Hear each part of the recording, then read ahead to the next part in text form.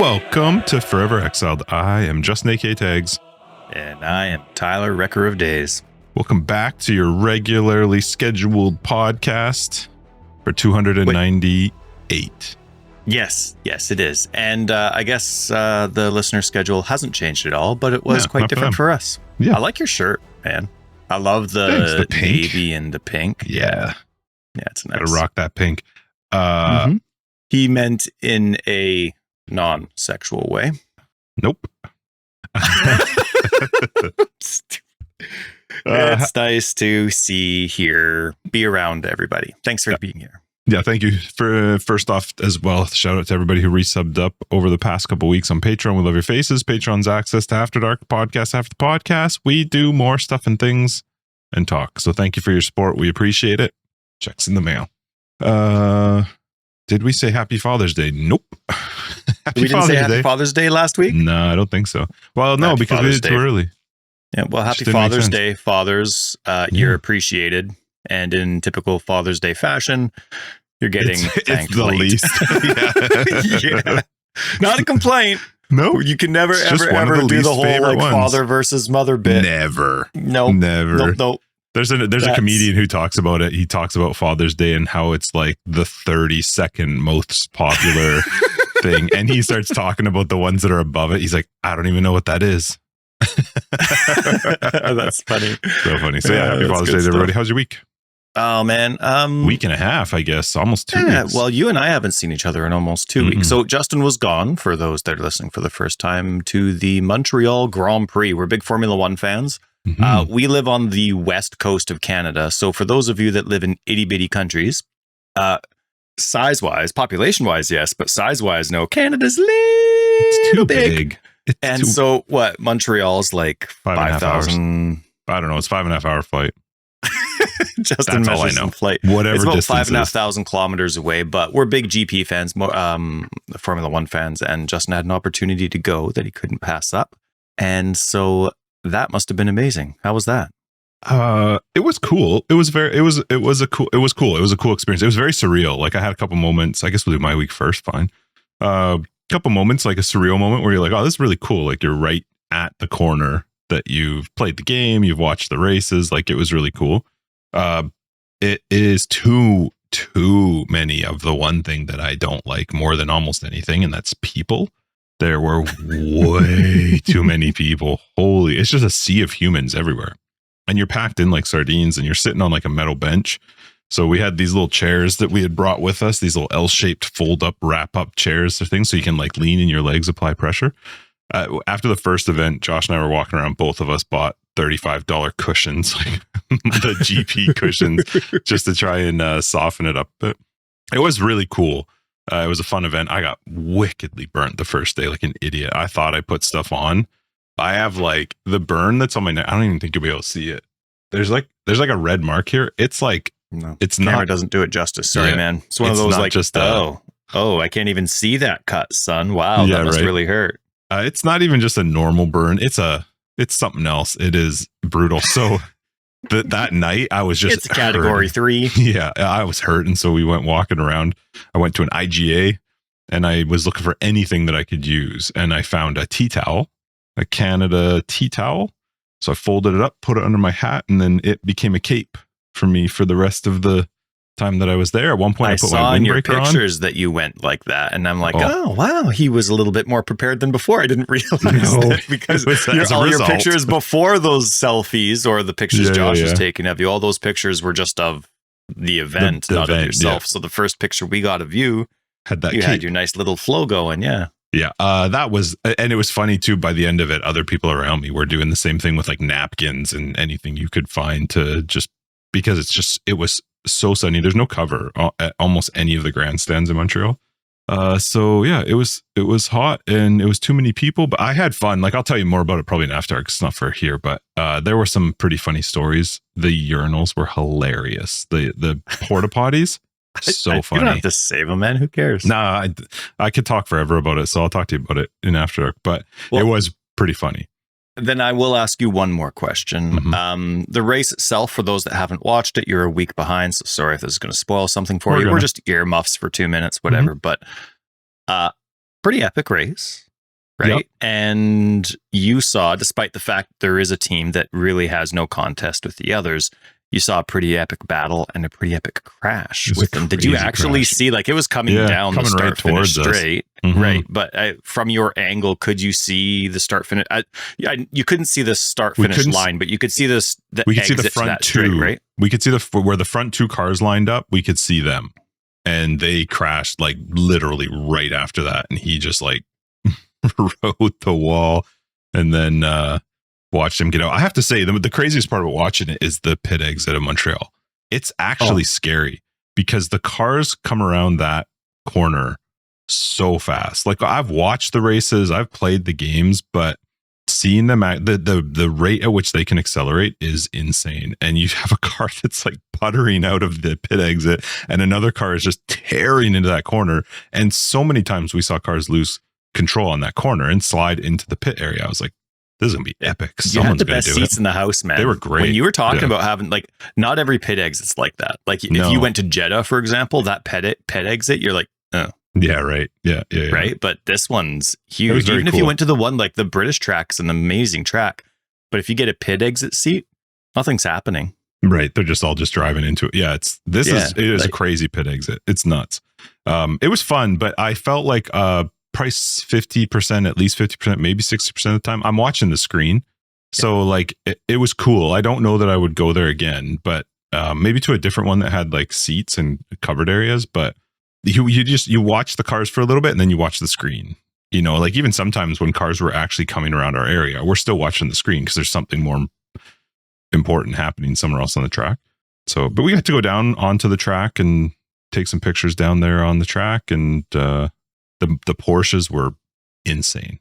So loud. Oh yeah, that would have been really cool. I thought I was taking earplugs for F1. F1 is not loud. I was like, oh, this is fine. Then the Porsches drove by and you're like, oh, your whole body, no, I'm not kidding.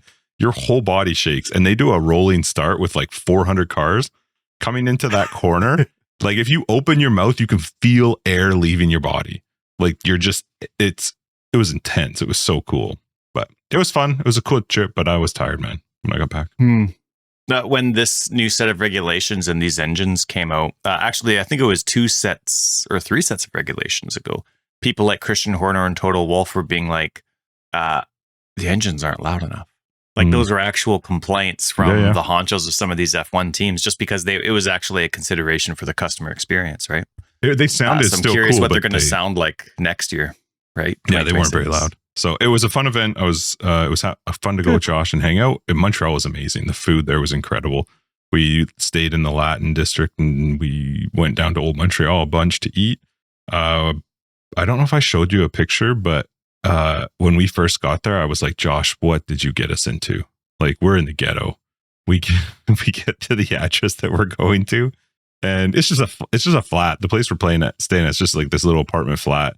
4 guys. It's got 2 beds, 2 futons, all in one big area. You know, you got bathroom and kitchen and stuff. But we get dropped off by the Uber, and the first thing you see is a place called Pussy Corpse.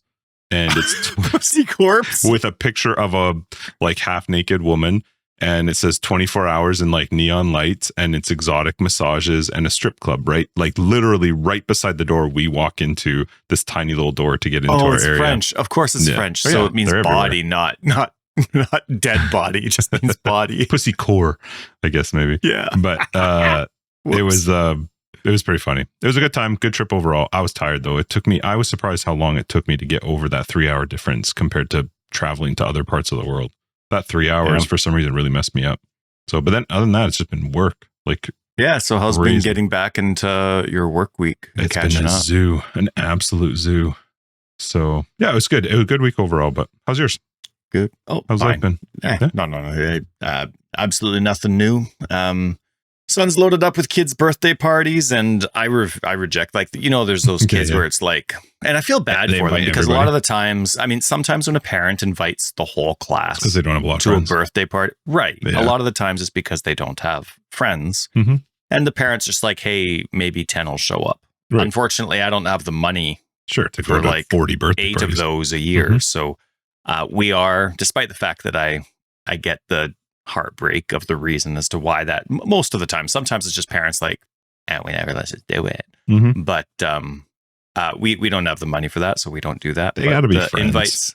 The invites that Oliver's been getting are all his legit friends, and for some reason, all those unrelated parents all had babies around the same time. So It's been a pretty expensive couple weeks, but it's all good. And just a lot of fun. Like, I enjoy shopping with them. When the kids are going to a party, we like, okay, well, what are you going to get them? Like, we'll pay for it. Sure. Because it's not fair to a kid to need to, like, my kids make $20 a month. It's not fair for them. Use it all.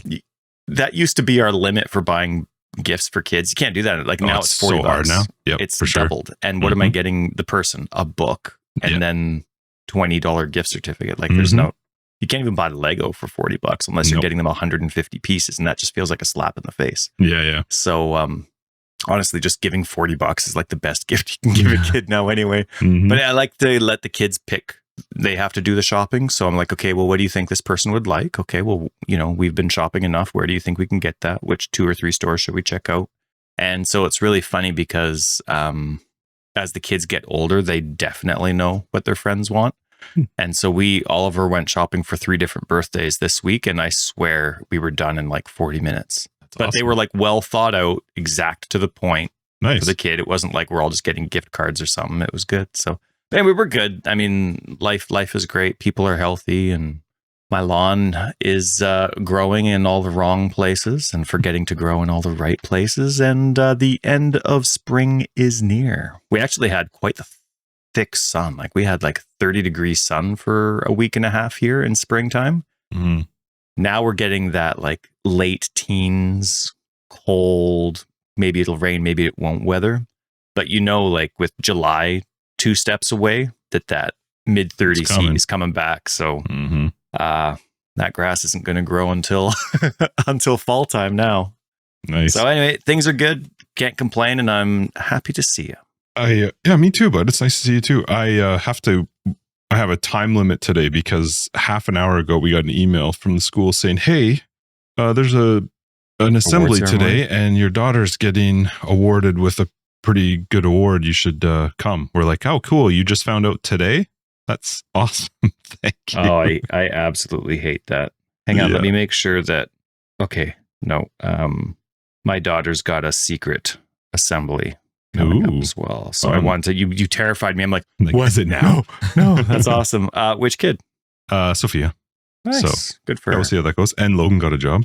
Wow. At a sports apparel store. So he's very happy. A sports apparel store. What's he like? Just selling stuff? Oh, you'd look good in this? I don't know. He went for an interview. I took him for his interview yesterday, or I think yesterday. No, Thursday. Wednesday? I don't know. I took him for that was his first interview that he's ever done. So, wow. Yeah, I practiced with him in the car. And so I was like, all right, first off, let's avoid these things. Then he comes out afterwards and he's like, oh, I just did what I was going to do, Dad. I didn't even listen to you. And I'm like, yeah, I bet you didn't say the shit I told you not to say. Yeah. But yeah, so it's cool. He's got himself a job starting on the 30th. I was going to say, starting off spoiled, getting it right away. I know. I said to Christine, I'm like, as much as I want him to get a job, I hope he gets just crushed so he can have a learning experience. Yeah. Well, some people learn that stuff later in life. Yep. It all comes. Yeah. Let's talk. This week in PoE also, I did play. My only time last night, I was like, I got to play. Oh, okay. We're going to talk about it. Nice. I have to play. So I did play some PoE 1. So we didn't have. Don't ever feel pressured to play, man. Well, it's funny. I did feel pressured to play. And then Logan came in. He's like, oh, I thought you were going to play like, because I hadn't been on my computer playing anything all week. He's like, oh, I thought you'd be playing like Space Engineers. I'm like, to be honest, I'd rather be playing Space Engineers, but I feel like I need to. But then as I got into it, I did actually start really enjoying it, and I'm having a good time with it. So, all right. What's your timeline like? You said hour, and I need to be done by 10:30, so we'll be good. Oh, easy peasy. Okay. Well, most important Path of Exile news of the week, Justin, is at some point, I don't know when because I haven't checked in forever, I got bumped off the front page of the filter page. I was no longer hanging on. I was just under Neversink, right? Yeah. It was it was never sync, and then my 3, but then my bottom 2, because they were filter or build specific, and I stopped posting the guide. They fell down, but my filter for everyone was there. But then Neversync came out with his hardcore filters, so then I got bumped underneath Neversync again. But now we had twice as many filters. But this is PoE 1 filters, or what is this? Oh yeah. I haven't posted any PoE 2 filters yet, but I did start playing with that this week. That was kind of fun to kind of get into it and learn. The wiki is not reliable yet, unfortunately. So it was pretty hit and miss learning about it, but. Yeah, got bumped off the front page probably 6 months ago, but got bumped off the front page. That's it. That's all the news that we're going to talk about this week. Thank God, because I opened up this week in PoE and like pooped myself. How can there be that much? Well, it's 2 weeks. Yeah, because we did our patch reading notes last week. Yeah, amazing. which people weren't very happy with because we weren't awkward. Oh. I thought we did the great. Joy wasn't the patch notes. Apparently, it was our awkwardness. Who knew? Well, but anyway, I had a lot of fun last week, so it was fun to do that just for fun. That one. But anyway, yeah, with this week in PoE, one actual thing that I wanted to know. So yeah, there's about 400 patches and 400 announcements. In general, one non-announcement. Okay, go ahead. Is that the most recent dev manifesto is from Kalandra? Huh? What do you mean? I don't open this. Can you ask I'm just like, the game has changed 100 million times. Oh, I see what you're saying. But the most recent dev manifesto that was posted was back in Kalandra, I see. Was August 2nd, 2022. Now, yeah, they got stuff to do. No, they do, but they didn't do Twitch streams then. Right. And even if they did, like Twitch streams that they do are now their dev manifestos where they explain why changes are being made. So not a criticism, but I just thought it was funny because they still have the dev manifesto section there and it hasn't been touched in 3 years now. Camera's looking weird all of a sudden. Mine or yours? Mine. It's like yours is fine. It's your eyes and stuff. Drunk. Okay, so I see a ton of hot fixes through 326. I wasn't here for the 326 release. I think you didn't play it. Was it a smooth one? Like, why were there? Did it not go super well? I don't understand why there's so many hot fixes. That's a lot of hot fixes to have already. Not that it's bad. Smile at this one. No, of course not. No, it's great that they're really throwing it down and getting it done. I was not reading the patch notes. Nothing. Like if it was Path of Exile 1, I didn't bother. Right, I'm playing Path of Exile 2 right now, and I'm pretty sure I won't be coming back to Path of Exile 1 anytime soon, just with the time that I have. So I wasn't like when I saw all the tweets, or are they? Do we say X's? Do we say X's? No. Oh, okay. No. Well, with all the X's that were coming through, and then the comments in our Discord, the big thing I noticed was just kind of like the overtuned mercenaries. Oh, yeah. So okay, well, mercenaries needed to get tweaked a little bit, and just the first like a little bit more of the. Ass, and I did that after all the hot fixes. The first two I got, I was like, this is not going to go well. It reminded me of Betrayal. It got better though. Right. Well, at the beginning of Betrayal, yeah. Cool. So, but that was my observation without paying attention. Lots of hot fixes though. It seems like they were on it, which is great. So hopefully, I had my experience was fine. I had one crash, but that whatever. That's good. Lots of hot fixes. So hopefully it went well. And they've already come out with their 0B and 0C patch. So there's some really big ones in there too. Like if you click on the B, yep, it's huge. Oh, is it 0B? Okay, lots of fixes. Hey, lots of fixes. Yep. That's good. Same with C, nice and big. Yeah. Okay. So it's nice. I mean, hey, this was step one in kind of getting their organizational system back in order. So Path of Exile 1's their baby. That's what they're most familiar with. And it was nice to just see them go bang, bang, bang, bang, bang and get it done. Yeah, that's great. Yep. A lot of announcements regarding that too throughout the week. I mean, you and I kind of missed last week. So it was all just like those releasers, those teasers, right. Additional secrets from all that kind of stuff. They did a boss kill event. So. Oh, they have how Secrets of the Atlas launch went. Oh, I'm not going to read that, but that's cool. Yep. Nice. Well, I have stuff to talk about it, but what else we got? 2, there was server maintenance. Okay. Yeah. But there was a hot fix. I see a hot fix there. What was that? Yeah, there was this. CPU performance. Okay. Yep, it was good. So, and then they did boss versus boss. They did Ket Zuli, the Sunfire Priest versus the Viper. Oh, cool. I didn't watch it, but I do like those a lot, and I really enjoy that they do those. Fight in the Viper's arena though, because that's way harder. Because the Viper's got like 400 people helping. Wouldn't that be hilarious? You put the Viper in the Priestess area, the Viper's dead. And then there was getting to know Dominique and Rocco. Oh, nice. From the sound team. That's awesome. It's funny. I just see the sound team. I got a message from Camille while I was away. He's like, I played Claire Obscure. I was like, yes, because I'd been talking to him about it and how amazing it was. He loved it. Good. Now, did he finish it? Yeah. Nice. So he's like, which ending did you pick? So we were comparing our choices. Oh, multiple endings. Yeah. Neat. I got a message from Ethan while I was gone too. He had just finished it. He's like, what the heck? Oh my goodness. Blah, blah, blah, the ending. It's so fun. That's funny. Well, that's great when you absolutely love a game and then other people are into it, whether it's at your beckoning or not, but then they feel that same epicness by the end. It's such a good feeling to be able to share that and be like, I know. I get to like relive it, which is the best part. When people bring it up, I get to get back into that. Like, oh, so amazing. That's good. Yeah. On our flight, Josh has a Steam Deck. I was laughing, even though I have played the absolute crap out of Stardew Valley. There was just something about a 40-year-old guy on a Steam Deck playing Stardew Valley on the airplane that just made me laugh. I don't know why, but it was just like, and he was into it. He's like, I gotta deal with the cows. Like, it's so funny.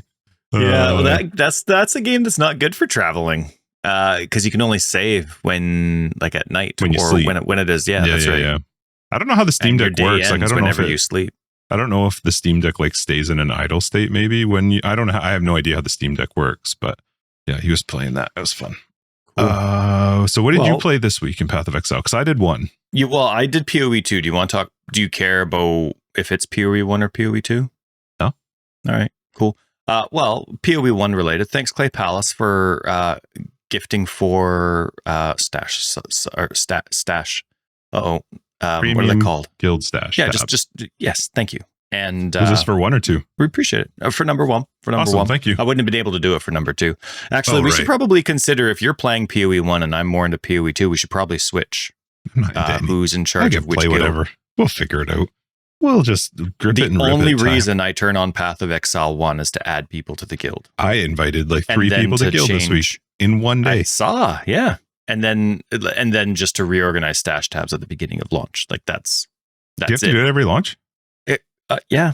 Oh, still, hey? Yep.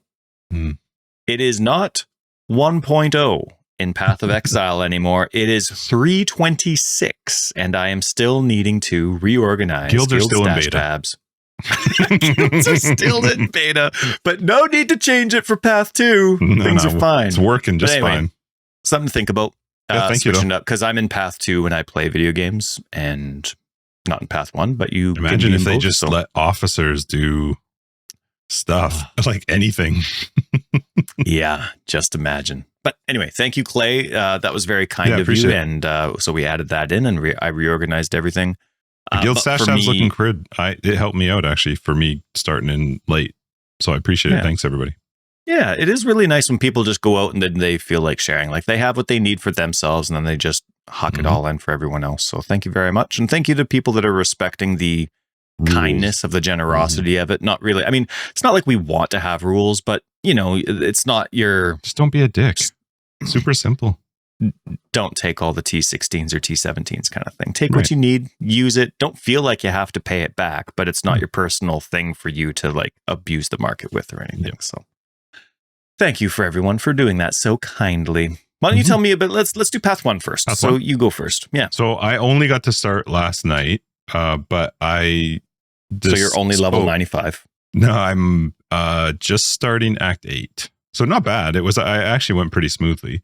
I did not have any time to even look at anything. So I was like, I'm not going to try and figure something out on my own. I'm going to take a look at I haven't looked at a build guide in a long time. So I'm like, let's see how this all works. Check out some. I have to say, I should find who it is so I can actually say their name. I did find one. Where does it say who wrote this? Are you on the Path site? No, it was on Max Roll.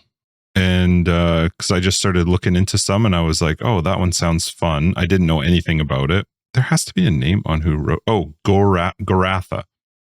So I have to say, like, this build written out guide with it's actually really cool. Like, really cool, all the information you get and all the stuff you can see and the different tabs. Anyway, I decided I was just going to roll with a build because I didn't have time to look into anything. I don't really follow it totally, but at least I have a good direction for it. So it's a duelist gladiator, and it's, do you mind linking it for me? Yep.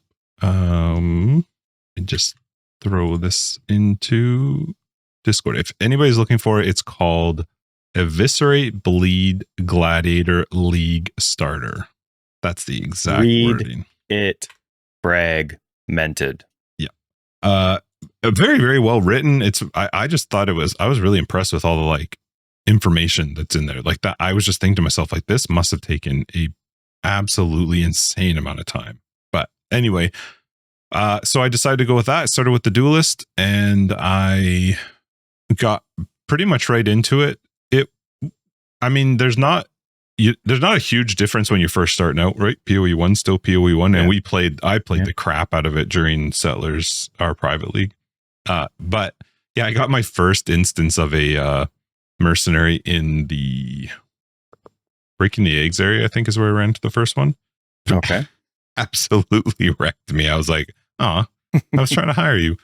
It took me a few zones before I was finally able to beat one, and then you recruit them onto your thing. And so learning how they work, they are actually really cool. Like they've been like surprisingly helpful and strong. And I love that you get their buffs so you can like plan around the auras that they're providing. Like right now I have a dude that's giving me the pride aura, which lets me plan around different options instead of having to run pride. So I had one that was running determination for a bit. So like the mercenaries are pretty fun. I like that you can swap out their gear, and any gear you give them, you can get back. Like it's not when you can't remove their original gear, but you can replace it. But the stuff you replace it with, it seems like you get it back when you replace it again. Like if you upgrade it, which I like, because if I want to give somebody a unique, I'm not like losing that unique forever, which I liked. But I haven't gone into the endgame stuff, which is I know that's where a lot of their big changes have come from, is the endgame stuff.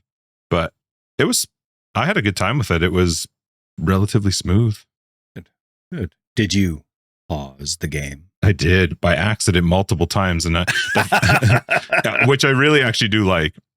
I love that there's a pause feature now. It's funny though how we've gotten so used to there not being pause that there are times where I will open my skill tree to start planning my skills because I know I'm in a dialogue screen that when I get out of it will be done, and it's not. So like, you know what, I get out of it and I'm like, oh, right, we're still waiting for this. One thing that I think is hopefully they'll fix is that, so for example, when you're fighting the Brine King and Nessa's doing like her whole spiel, right, while you're waiting for the Brine King to come to life, I opened up my skill tree to start putting some points in at that point, and you come out, but anytime there's a dialogue going on, the dialogue audio stops and doesn't pick back up.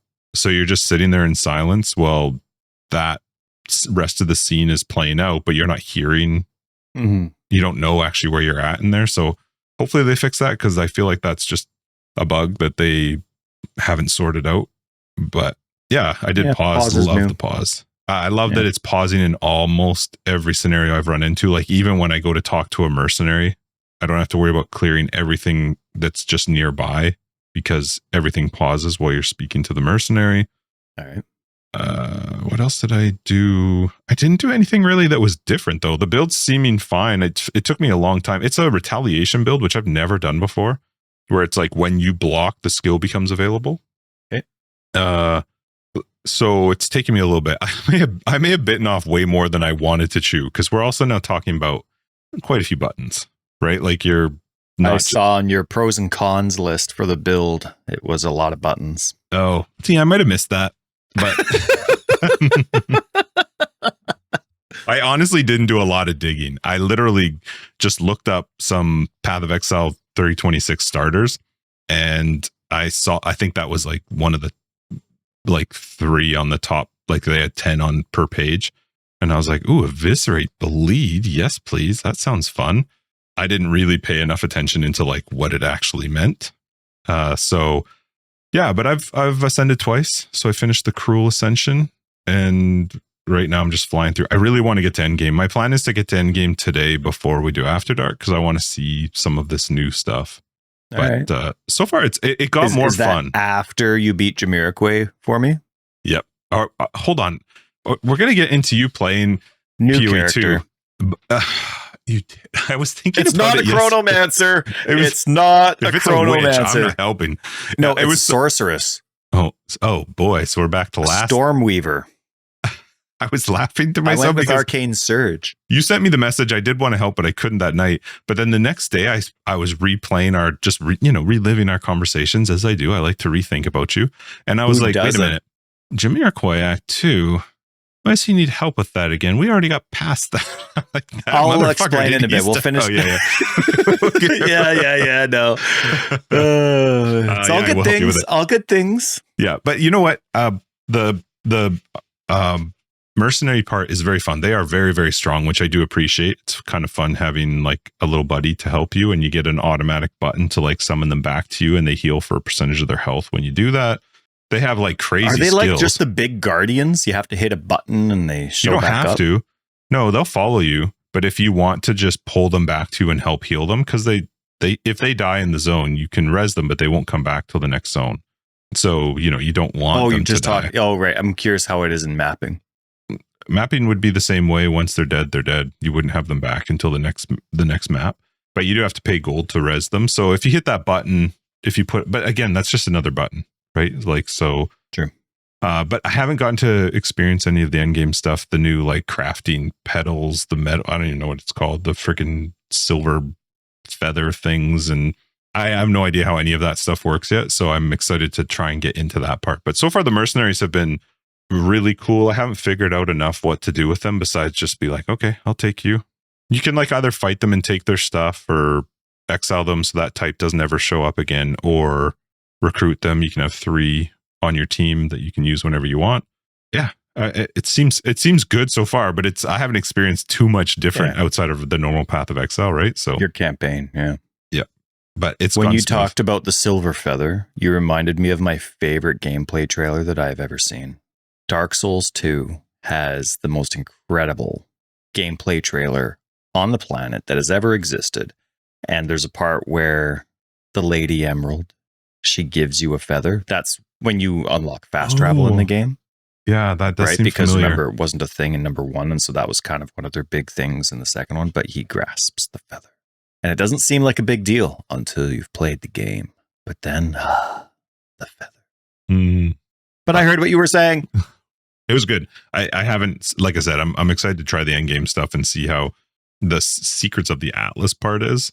But it got more fun because when I first started, I was like, ugh, I don't know if I want to do this. Like I just finished doing this like 7 times in the private league, and I was kind of not sure if I wanted to do it, but it got more fun as I progressed, which is good. Oh, just leveling in general. Yeah, I had done it. I don't know how many times, but I did it so many times during our private league.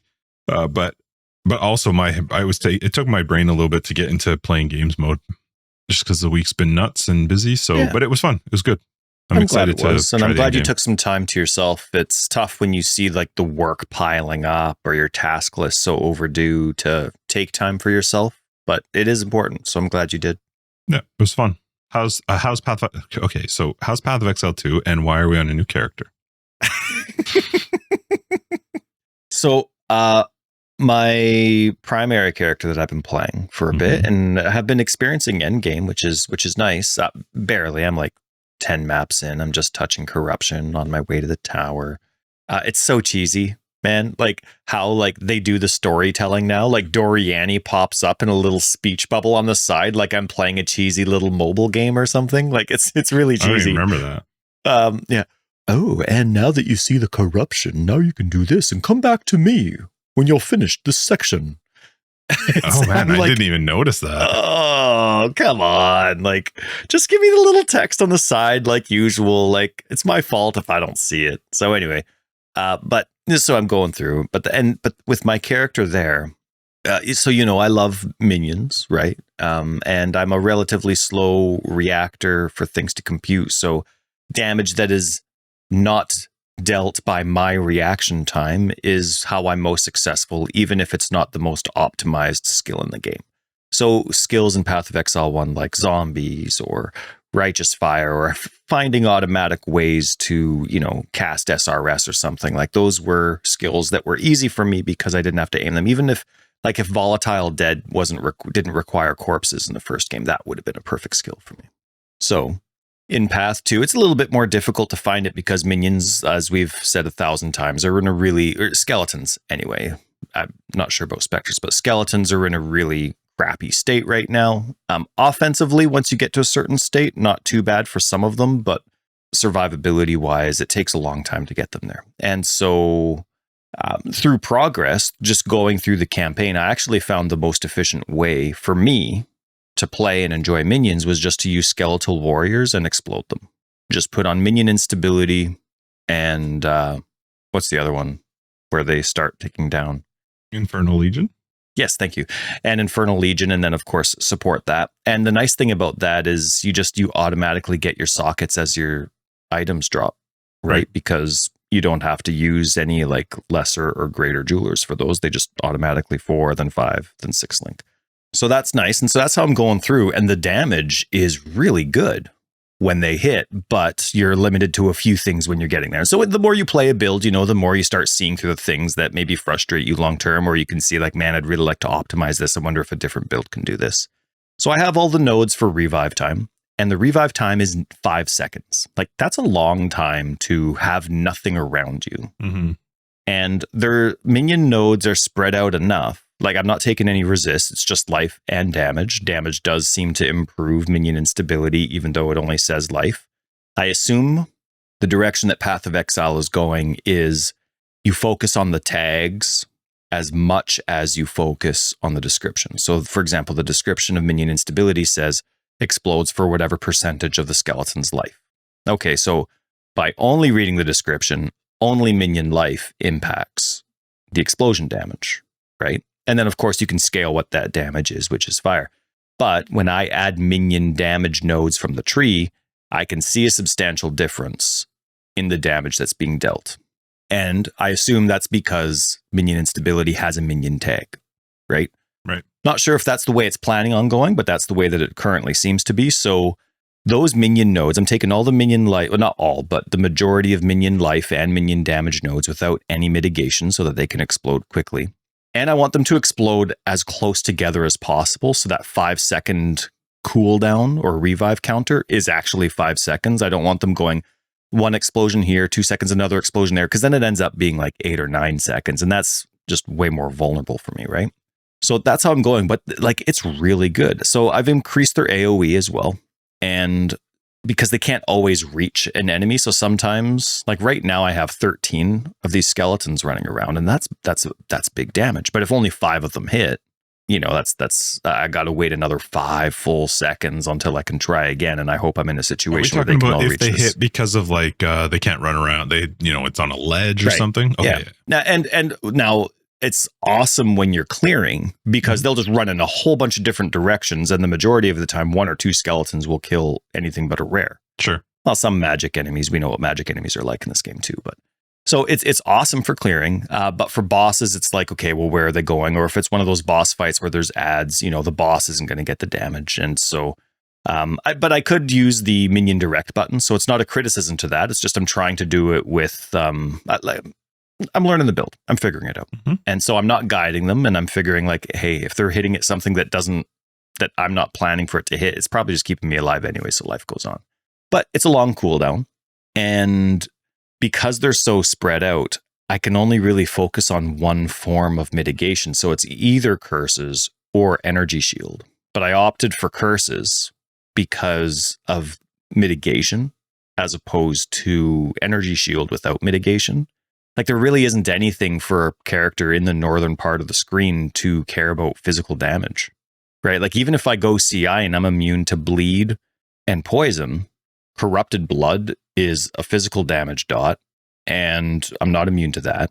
And then just regular crossbolt arrows take out huge chunks. So like you really want to stack your ES, but that like what else am I supposed to do? Like there's nothing that actually mitigates it besides energy shield. So I actually find that I'm personally more successful with just a massive AoE of enfeeble and temporal chains, and then let the skeletons do what they want. So I've been doing that. Are you self-casting that, or what are you doing with that? Yeah, I've been playing around with the idea of getting rid of 3 skeletons for the sake of having cast on minion death.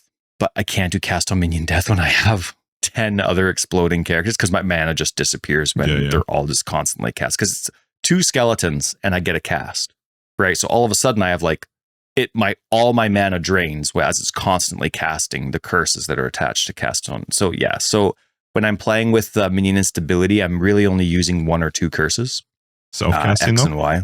Yeah, yep. Okay. And then I'm self-casting. I'm holding right trigger, and that's I'm holding Incinerate because that has a natural fire exposure element added to it. Mm-hmm. So that's fun, but it's good. It's decent damage, but maybe I got used to the decent damage because I'm like, man, like I'm curious what the real DPS is like, because I'm going through 5 or 6 seconds of doing nothing and running around while I wait. And I'm like casting. I'm using 5 or 6 seconds of my curse time just waiting, doing nothing. Yeah. And sure, that's fine. I have a post to GGG about like, hey, could you consider the reduction time? Like I've had this big investment. 5 seconds seems like still a long time to wait for somebody that's fully invested in revive time. Unless that's supposed to be mitigated even further by gear. I don't know. But so I tried starting a build with Frostbolt. And I love Frostbolt. I love that it pierces. I love that it has chilled ground. It's extremely efficient. And I actually found my survivability with Frostbolt way better. Unfortunately, it doesn't hit very well. I think it's one of those skills that needs to be touched up a bit when they do a balance pass. But I've been doing Frostbolt, and it was so much easier to level because it's getting way more enemies that I'm aiming at. Right. And so I just position my character for where the most enemies are behind the enemy that I'm currently aiming at. And I have my, my ranged aim for the auto aim that they have on controller support. I just have that set to the closest person that's to me. Mm-hmm. So it's really easy for me to know who my character is going to switch to. And I love it. And honestly, I've barely died to any boss fights. The boss fights are taking a while because, like I said, it's hitting like a wet noodle. And at this pace state, I'm still at the end of Act 2, right? I'm at the Jamiroquai fight at the end of Act 2. Not one lesser orb has dropped. I don't even know if they drop now or if they start dropping in Act 3, but I'm still only have 2 supports. There's nothing I can do about that. Did you not have some from your previous character that you could have used? Oh, I can, but like I'm learning the game now, and I don't know if I can. If that changes, like if I had a perfect Jewelers, could I use that on a level 1 skill? No, you have to go in order. You have to go from lesser. I don't think you do anymore. I think they changed that. But either way, whether you can or can't, like, can you do that to a level 1 skill? Yeah. Or does it change the level requirement for the skill? Nope, you can do it. Okay, cool. So yeah, maybe I'll do that. But I have that solo self-found mentality of wanting to try and do it the way, like if I was leveling for the first time, could I do this? I know it's beta, so it's not like I'm really pushing the point. But because I normally have that mentality, I actually didn't think of that. So that's I'll do that after you carry me through the fight. Mm-hmm. But it was funny because like I'm used to this big burst damage from minion instability as I'm leveling, and then I go with Frostbolt and I'm in a boss fight and I put on Frostbolt or hypothermia, and then I put on what's the other one, Frostbomb, and then I start casting Frostbolt, and I'm watching the boss health bar tick down. And it's like, oh man, I really miss minion instability.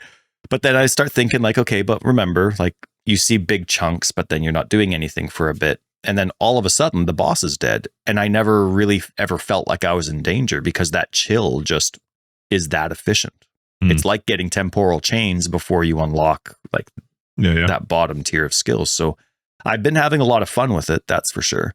But another thing that really made me want to go in these 2 directions and try them both out is, you remember a while ago, I was really struggling with the idea of zombies and adding zombies to the build because I was loving culling enemies, but culling enemies was giving me power charges, and then power charges. I'm like, well, I have power charges and I'm a minion player. Gee, what could I do with this to maximize the full build potential?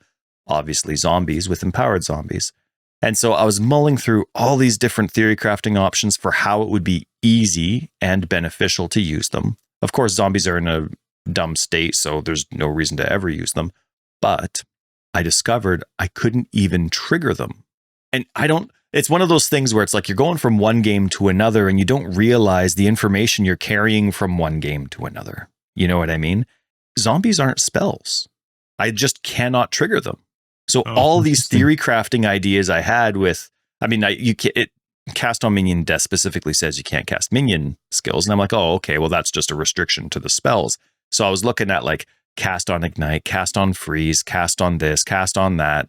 And then I finally unlocked it, and I spent all this time like restructuring my tree, doing everything. I spent a boatload of resources and time, and I go and I'm like, why aren't they casting? Why aren't they doing this? What's going on? But it let you socket spells.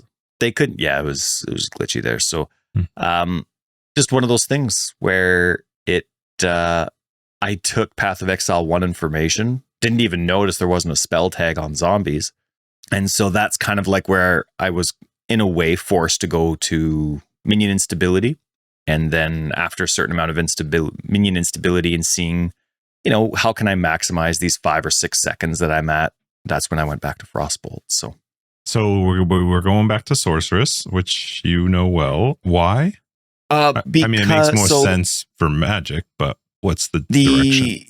The Lich is always tempting because of the mana regen. You just take that one node and your mana regen is set. Even if you take the node for Unholy Might, that losing 5% is not really comparable to that 6% of your max that you'd be getting. Like, it's just you're gaining still so much more than you're losing.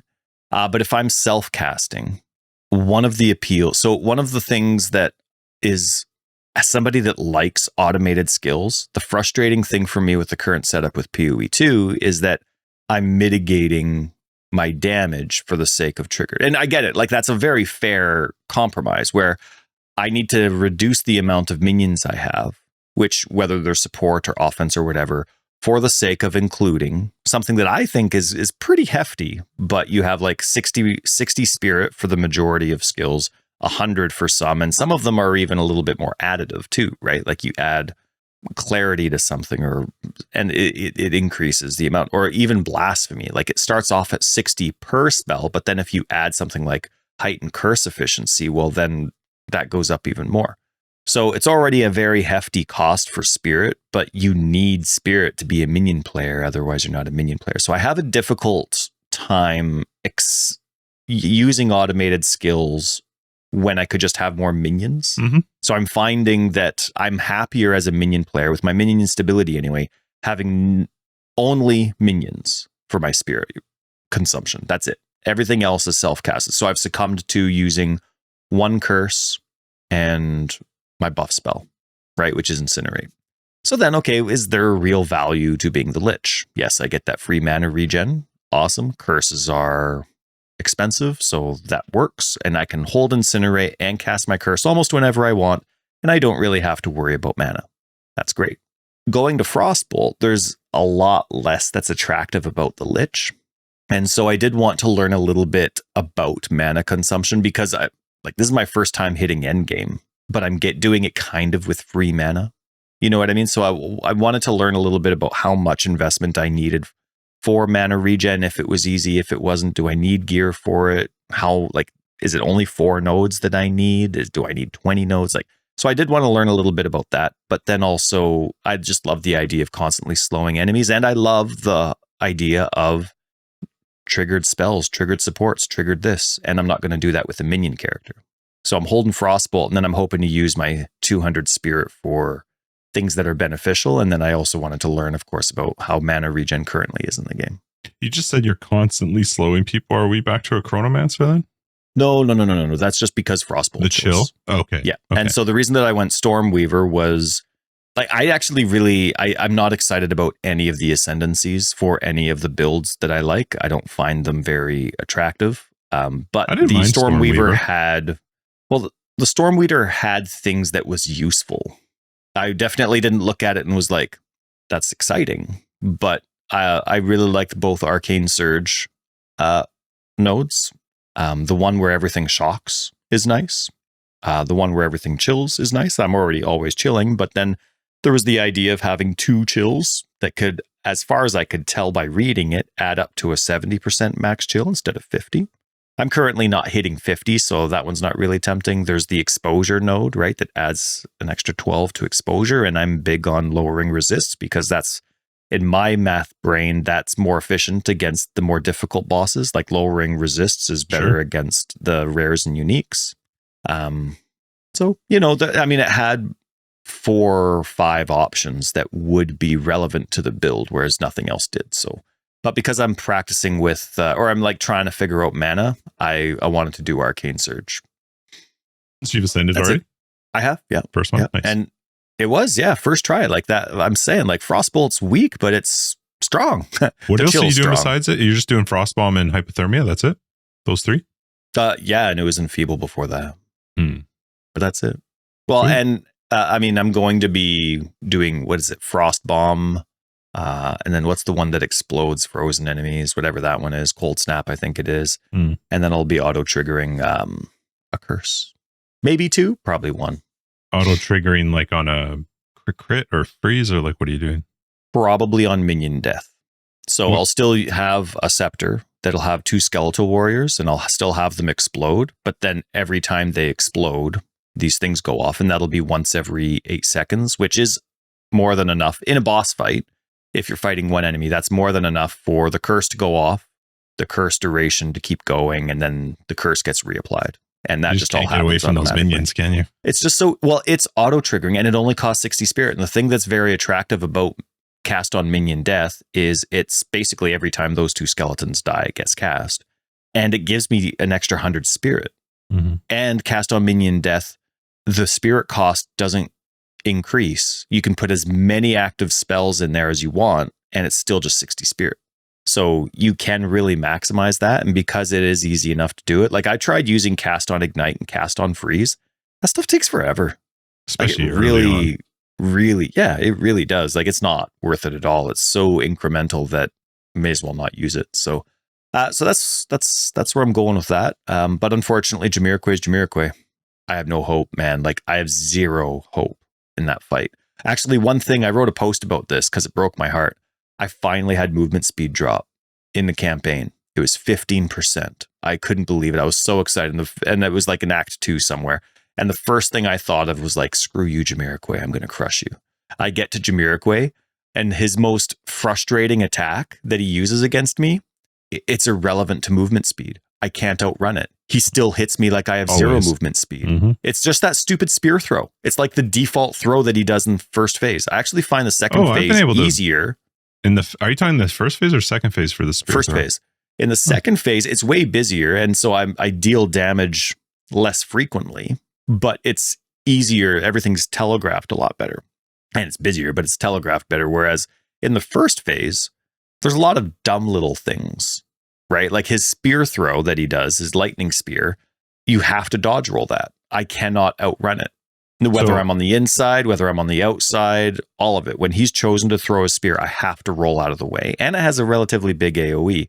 And there's other parts too, where it's like when the windstorm comes, I can be in the right place. I'm still taking a tiny bit of damage. And those little like crawly zombies, they hit. Jerks. So anyway, I always use more flasks in the first half than I do in the second half of the fight.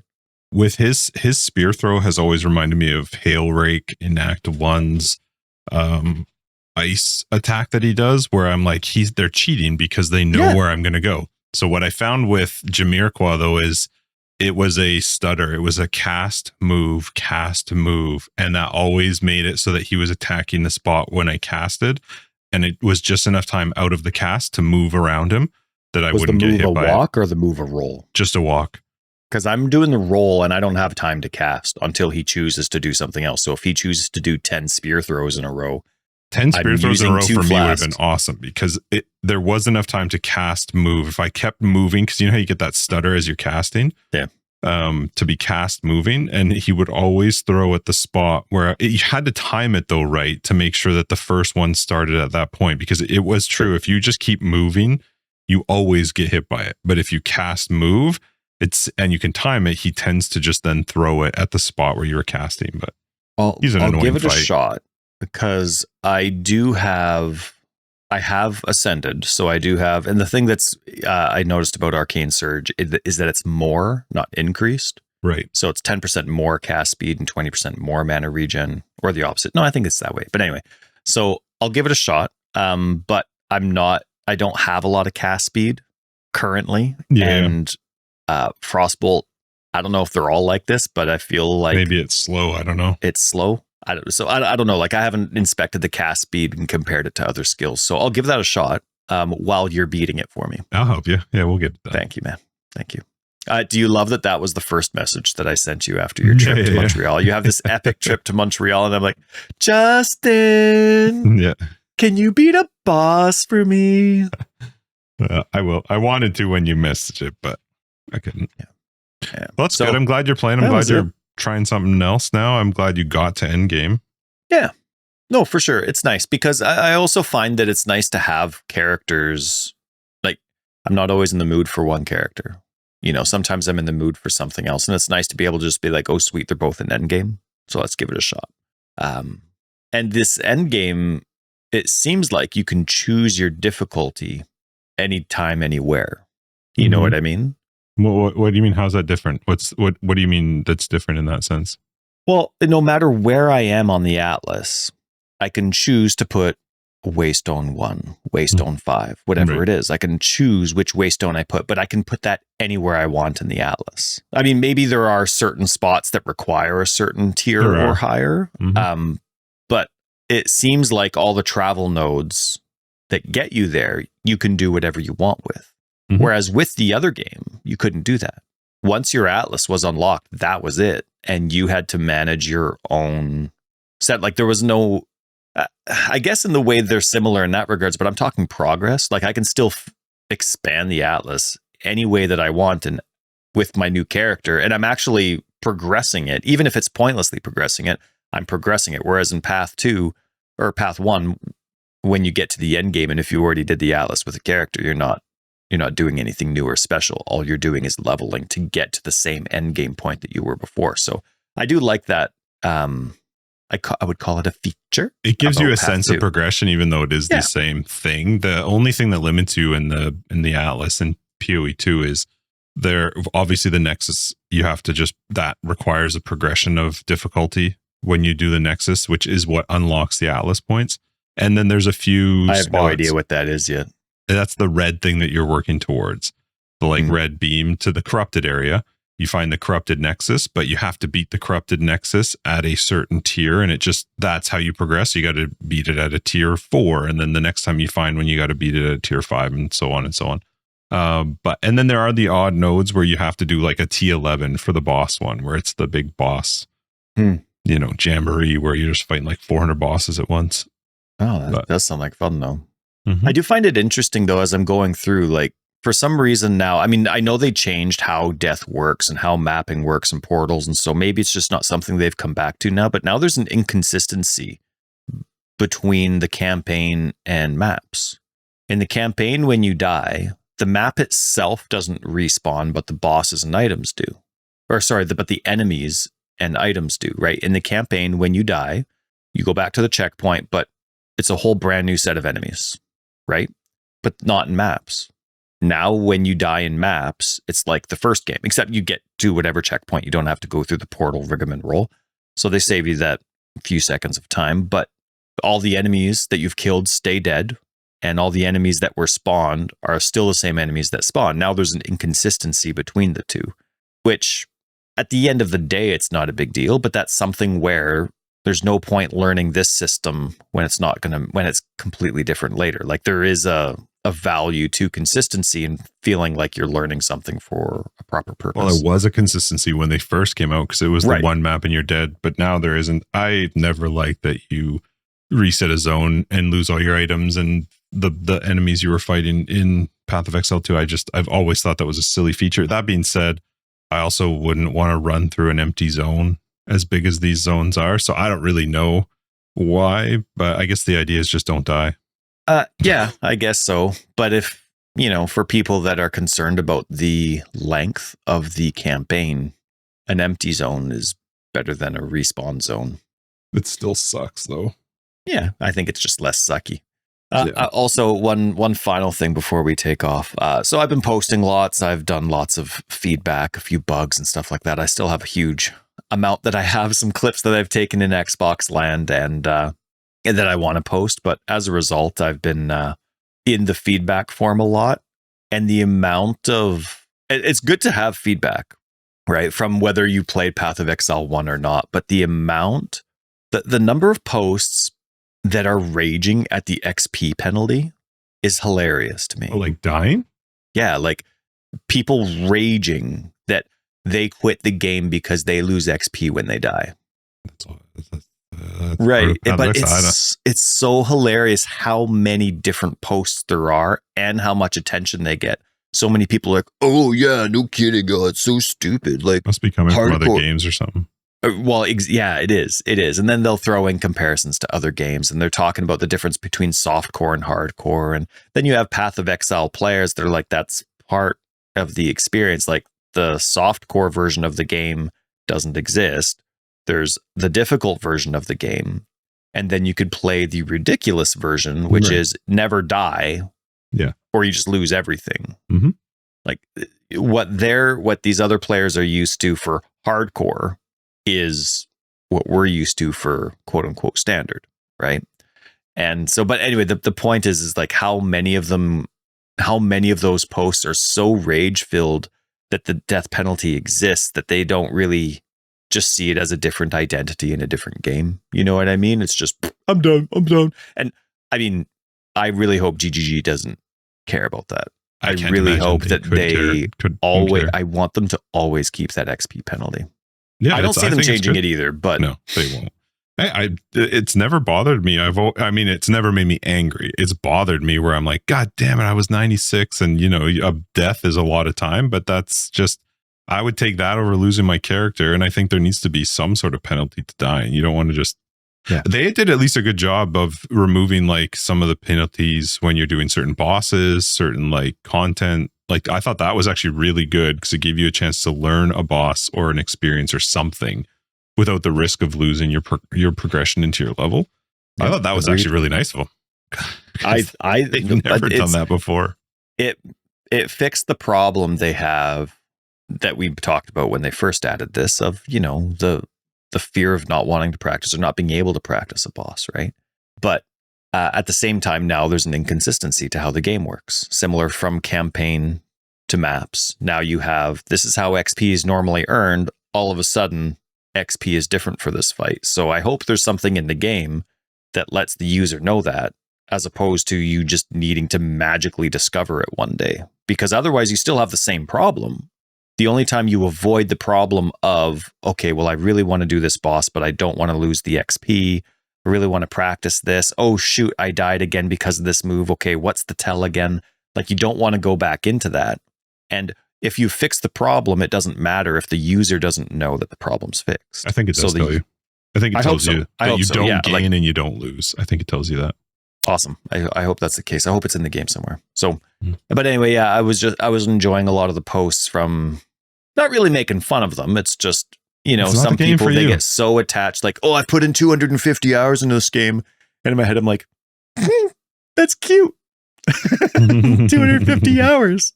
That's like taking 3 drives around the block in a car and saying that you have a lot of experience with it. So it was good. Like, it's just like different opinions, and the game's now reaching so many more new people. So good luck, GGG, filtering through all the feedback.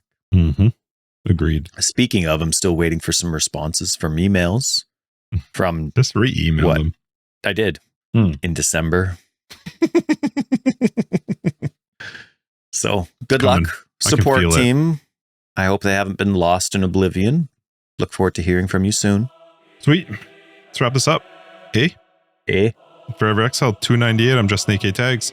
And I'm Tyler, Wrecker of Days. Patrons, we'll see you in After Dark. Everybody else, we'll see you next week in 299.